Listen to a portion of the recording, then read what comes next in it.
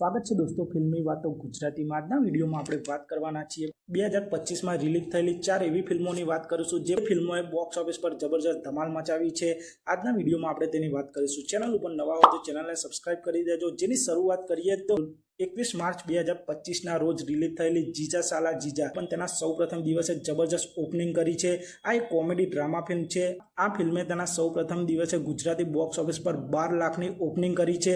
આમ આ ફિલ્મ 2025ના વર્ષની ત્રીજા નંબરની સૌથી વધુ ઓપનિંગ કરનાર ફિલ્મ બની ગઈ છે અને હજુ જોવાનું રહેશે કે જીજા સાલા જીજા ફિલ્મ લાઈફ ટાઈમમાં બોક્સ ઓફિસ પર કેટલી કમાણી કરે છે તે જોવાનું રહેશે।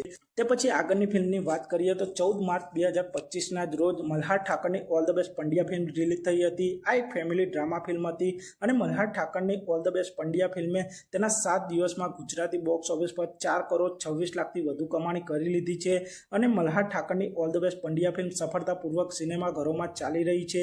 તે પછી ત્રીજી ગુજરાતી ફિલ્મની વાત કરીએ તો ફાટીને ફિલ્મ। આ ફિલ્મ 31 જાન્યુઆરી 2025ના રોજ સિનેમાઘરોમાં રિલીઝ થઈ હતી। આ એક હોરર કોમેડી ડ્રામા ફિલ્મ હતી જેમાં હિતુ કનોડિયા, સ્મિત પંડ્યા જોવા મળ્યા હતા અને ફાટીને ફિલ્મ તેના 8મા સપ્તાહમાં સફળતાપૂર્વક ચાલી રહી છે। આ ફિલ્મે તેના 50 દિવસમાં ગુજરાતી બોક્સ ઓફિસ પર 3 કરોડ 57 લાખની કમાણી કરી લીધી છે અને વર્લ્ડ વાઇડ આ ફિલ્મે 6 કરોડ 12 લાખની કમાણી કરી લીધી છે। હિતુ કનોડિયા અને સ્મિત પંડ્યાની ફાટીને ફિલ્મ ગુજરાતી બોક્સ ઓફિસ પર સુપરહિટ થઈ ગઈ છે। તે પછી ચોથી ફિલ્મની વાત કરીએ તો ઉંબરો ફિલ્મ।